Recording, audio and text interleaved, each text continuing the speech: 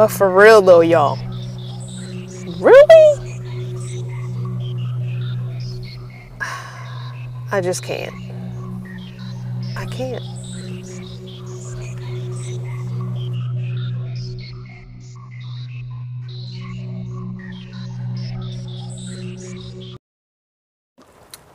Okay, so what had happened was I was in the Aldi and getting a few grocery type items, you know, doing my thing. And I was in the line and there were only 2 lines open, which Aldi usually only has 2 lines open or 1 line open. I don't know. That's just their thing. I think they only have like 3 people working in the store at any given time, to be honest. One's a manager and 2 are cashiers. Anyhow, at least that's what it seems like every time I go into an Aldi. So I was in the line and it was someone being rung out, a woman in front of me, and then me. So the cashier, as the person was getting their payment out to pay, the cashier looked dead at me. Okay, Grant, remember, there's a woman in front of me. She looked me dead in the eye. We made eye contact. Okay, pointed to me, took her clothes sign and handed it down, which I tried to reach for it and couldn't reach. And so the woman in front of me grabbed it and said, no, when she grabbed it, the cashier said, "Close the line for me, please." Still looking at me.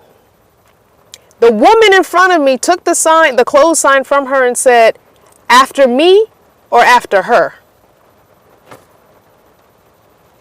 Bruh. What? Why would you even question that? Why would you even think she wants you to close the line after you when I'm clearly behind you with my items on the belt and have been behind you for the last 4 minutes?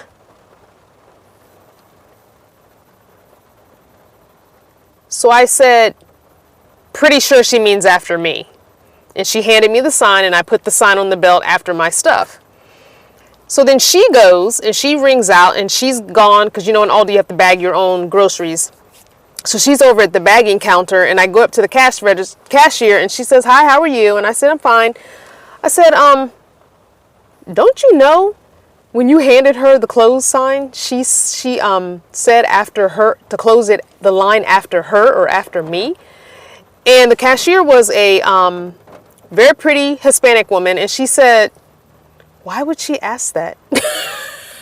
I said, "Exactly my thoughts. Why would she ask that? Why is that even up for debate?" And she said, "But I looked at you when I gave the sign, when I handed the sign to you and couldn't reach you. I was looking at you when I said, 'Close the line.'" And I said, "That's what I thought too, but apparently she was confused. She thought perhaps you wanted to close the line after her and I would have had to take my stuff off the belt and move it elsewhere." I mean, whatever, man. And for those that are going to ask this question, yes, the woman in front of me was white, older, yes. And maybe, you know, it has nothing to do with black or white, which is why I didn't say anything about her race. It's just, seriously? Like, why would you even ask that? You and I have been in line together for like 3-4 minutes and my stuff is already on the belt. Like, really? And when she looked up and pointed, she pointed at me and handed the sign. Like, oh my gosh, I don't understand. I don't understand. I'm telling you right now, it's so rainy here and so damp and so humid. All of my clothes feel wet. Like, I just feel wet. I feel like I have a perpetual dampness to my body. Not happy. FYI, I don't know if you guys have noticed, or maybe you have, maybe you just haven't said anything. My face is breaking out like crazy. Now, I don't know if you remember or if you were around way back some months ago when Dove had that controversial commercial of the different women pulling the shirt over their head and their skin color changing, and the black woman changed to a white woman, and there was a big uproar about it. And I was like, okay, maybe I have to give up on Dove. They're insensitive. And whoever made this commercial, they really should have run this through some focus groups. They really should have ran this by some people of different colors to see what they think of this. Maybe this wouldn't have happened to them. And I was like, after I'm finished my Dove soap that I already have in stock, I'm going to stop using it. And I did. And my face looks horrible. Dove Sensitive Skin Bar, and it has to be that. It has to be the Dove, it has to be the sensitive skin, and it has to be the bar, is the best thing my dermatologist years ago, probably 4 or 5 years ago, told me to use on my skin. I've never had issues with my skin again, but it is hella breaking out. I've got little blemishes, pimples. I've got whatever this is going on my lip. Like, really? Chin, forehead, like, for real? So I'm sorry, but I might have to go back and get my Dove bar. It's the only Dove product I ever bought. I don't buy the body wash. I don't buy any other things. No deodorant, none of that. But I'm sorry. If it's between my skincare and I can't. They're gonna have to take my dollars. And I do try and support black businesses, and I tried using what I have here, which was homemade and handmade by different people that I've, bought over the course of my travels as body bars and stuff. And it's fine. My body doesn't have that sensitivity that my face does. I can use almost any, and I had some liquid black soap. I don't know if you go back in the videos and watch the video where Jennifer gave me the gifts. When I was in California, San Diego, she gave me this big, huge thing of liquid black soap. And I've tried using that on my face. It does not work. I've not had much success with black soap. I even bought raw black soap. On my skin, perfectly fine. On my body, perfectly fine, but not on my face. My face is extra sensitive. My face is like, nah, we ain't finna do this. Go get the Dove bar. So I'm sorry, but I'm gonna have to get the Dove bar. I can't do it. It's the only thing I've ever, over the years, have been able to use on my face and have excellent results. So yeah, I'll be buying the Dove beauty bar probably tomorrow and going back to using that. I'm sure it'll take a week or so before my face to get back and cleared up, but I can't. I was trying. It's been about 3 weeks. I didn't say anything because I thought maybe my skin was just kind of going through a withdrawal, and it might be. It just might be. But I can't do it anymore. 3 weeks is enough. And every video I look at and every morning I look in the mirror, it's like, no, it's not getting any better. So definitely going to be going back to my Dove Sensitive Skin bar soap for my face. If you or someone you know suffers with acne, because I've suffered with acne ever since, I don't know, preteens.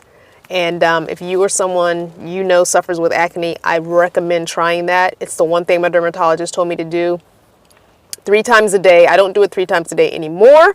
I might have to when I start back up to help get these blemishes under control.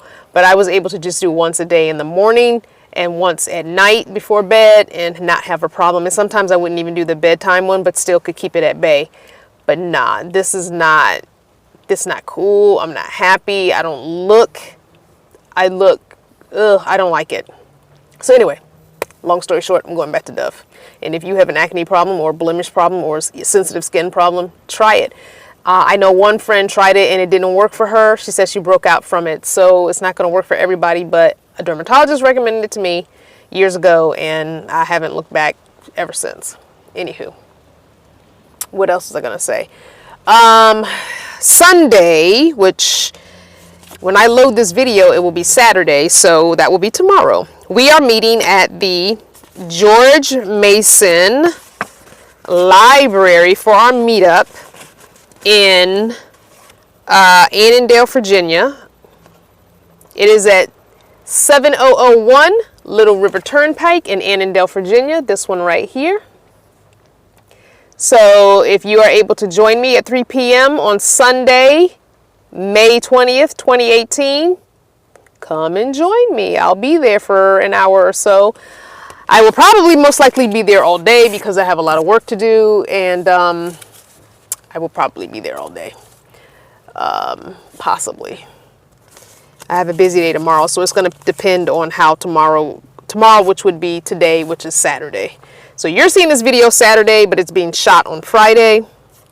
So I have a busy Saturday. So Sunday, I may or may not get to the library right when it opens, depending on how Saturday goes, because Saturday I have two kind of biggie things going on. I'm hanging out here in the parking lot waiting for my friend. She's not at her place yet. And I'm just hanging out, people watching. And it's just so muggy, so humid. I can call her and she can buzz me in via her cell phone into her building. And I might do that just so I can dry out, because I'm so, and they have like a, when you go into the building, they have this, a room with TVs and stuff, and a workout exercise room. And then they have like a little, you know, like a big TV room and then a smaller TV room and then a workout room. So I can have access to those because they don't have locked doors. So I could take my laptop in there and get on the Wi-Fi, and I might do that. I just left the library, so I'm really, really tired, and my brain is hurting because there's so much to do to continue to support myself via YouTube. I haven't been selling any t-shirts. I only have a few earrings left. I haven't bought any more earrings, which I will probably buy some more of those when I get paid, either this month or next month. I might push it till June because I really want to have some money to do what I need to do in the new van. Since I'm not selling this van, that's the other thing, you guys. I've decided I'm not going to sell this van. I was going to sell it and try and get some of the money back that I've put in it, which I'm not going to get much, but even $500 would have been good to put into the new van. But my son desperately needs a vehicle, and their current vehicle is really old as well. And so at least there's two vehicles, even if they're two old ones, at least if one breaks down, they still have the other one, because there's no public transit in the small town he's in for him to get to work if his car breaks down. So anyway, and they just need a second vehicle anyway. When he takes a car, there's no other car. So I'm going to give the vehicle to him so that he does not have to feel rushed to buy something that's not going to be good for him, because unfortunately he's already done that, and now he's going to try and sell the car that's no longer working and recoup a little bit of his money. So yeah, he made a big mistake. Kids do that, even though I suggested to him, I don't want to say I told you so, but I told him not to get that car. But anyway, he made a mistake. He's paying for it. And financially, they just can't. They're not going to recoup the money he paid for this used vehicle that he got, bought a lemon. He's probably going to get maybe half the money he paid for it, maybe a little bit more. So I'm going to give him my van in hopes that he can put the money he gets from selling the vehicle he bought into savings and keep adding to it every paycheck until he can find, or until I can help him, because we're not going to do that again, son, right? Until I can help him find something that he can buy in his price range that's in good, sound mechanical shape. He's not particularly fond of wanting a minivan, but hey, it's free. You do what you got to do. I have never had anyone give me a car, especially not my mother. My mother never gave me a car. I never got one of my mom's old cars. So no. Actually, I take that back. I did have someone give me a car, but it was not my mom. It was someone she knew, but it was not her. But it was their car. But anyway, whatever. So, yeah, she's got life left in her still, especially with them just driving locally. They're not going to be driving cross country like I am. So she's got plenty of life left in her. It turns out that to pick up my new to me van, I'm going to have to fly to Massachusetts. The owner was going to drive it down to me and then fly back to Massachusetts. But the owner is a vehicle dweller, although he has a mobile home. He has an RV, but he does not have a house. But he has 2 cats. So he was going to leave his 2 cats in his RV in his summer camp where he can stay. He has a summer camp in Massachusetts where he can camp out pretty much the whole summer if he wants. And leave the cats there for 24 hours, drive the van down to me, which is like 10 and a half hours, and then fly back. He could not leave them longer than 24 hours, he said. So I was going to rent a car one way and take 2-3 days and drive up, because I don't do 10-hour drives all in one stretch. Y'all know that. 3.5 is my max. So I was going to take, just have a nice drive up to Massachusetts and rent a car. Car rental was too much. So I said, okay, what about a train? The Amtrak apparently has no schedule for getting from Lynchburg to where he is in Massachusetts, Worcester, Massachusetts. Like every day I chose, it was like no schedule, error. Like, okay, fine. So I looked at flights, and the cheapest flight I found was like 130, 140 bucks. And I haven't flown since 1997, so before 9/11. I've only flown twice in my life, 2 times total. The last time I flew was March 18th, 1997. And I remember that date. So yeah. I'm a little nervous. My anxiety, as I was looking for the tickets to, price stuff to see how much it would cost, my anxiety was kicking in. Like I was getting sweaty, my heart was pounding, my stomach was in knots. Even talking about it right now, my stomach is starting to get in knots, just anticipating having to go through flying. Like, I'm afraid, not of flying, but I'm afraid of the airport process. I'm not afraid of once I sit on the plane, I'm good. It's the airport process that's very I'm like having a little panic attack. The airport process of getting to the airport, being dropped off at the airport, where do I go at the airport, and like I said, I haven't flown since 97, so this is pre 9/11 that I was having anxiety about flying. So imagine how I'm going to feel now, just thinking about the things that I've heard people talk about and what you see on movies and TV about flying, taking off shoes, them checking bags. What if somebody decides to pat me down or put, like all that is making, oh my God, my stomach, oh, it's in knots. Just thinking about that is making me super anxious. Like, yeah. So I'm going to be no good. And so I don't have to do this until the beginning of June. Like the 9th, somewhere between the 9th and the 12th is when I'm thinking. I looked up flights for the 9th because that's a Saturday and it seemed like it was cheaper price. Because I looked up Tuesday flight and then I looked up a Wednesday flight, and the 9th, which was a Saturday flight, seemed cheaper than the other two. The other two were $131 with no carry-on, no choosing of seat. And then the other one I found was $103 on Saturday. And for $22, $23 more, I could have one carry-on and I could choose my seat. Calm down. Anyway, I'm having a lot of anxiety lately. Whew. I think just being on the East Coast is anxious for me, I guess. Just everything about the last few events in my life, or the last few events in the last couple of weeks, have just made me heightened anxiety. I want to go back to the West Coast desperately.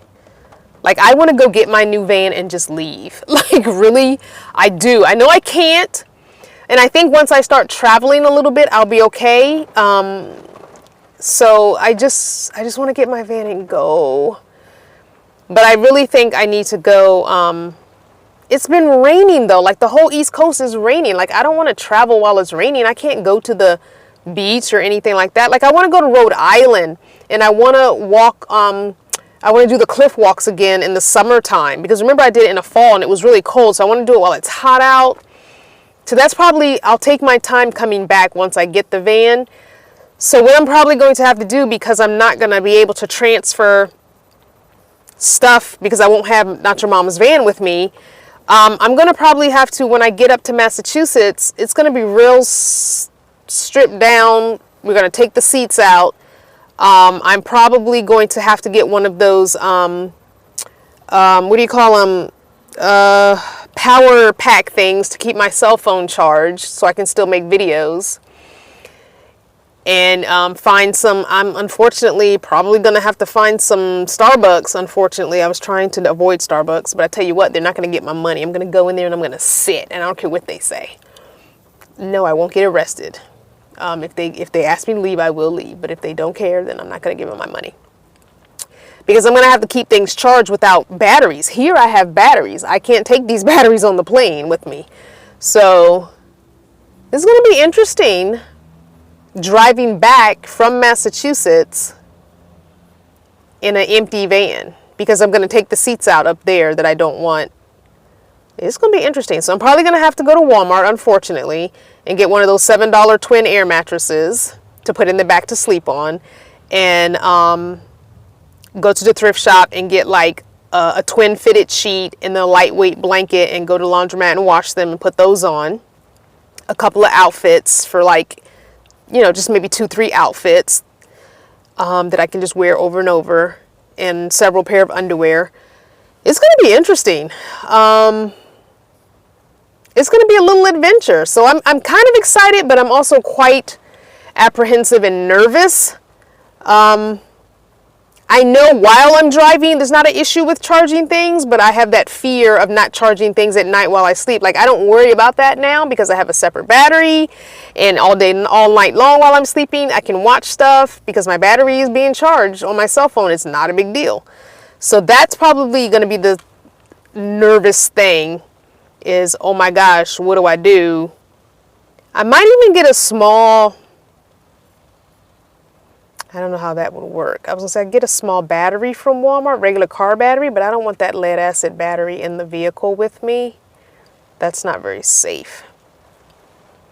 So I guess I'm just going to have to get one of those little power pack, jump starter power packs that have the 12 volt and the USB things with it. And then while I'm driving, I'll have to charge the power pack, and then at night, I will use it to charge the phone. I'm not going to worry about the tablet too much. I will put as many things on the tablet as I can on Amazon Prime and Netflix. Download as many things as I can. But it's going to be an adventure. I think I want to take my time driving back. Not too much time, but I'm thinking if I take about 3 or 4, maybe even 5 days to drive back and stop along the way and see some things that I had seen already.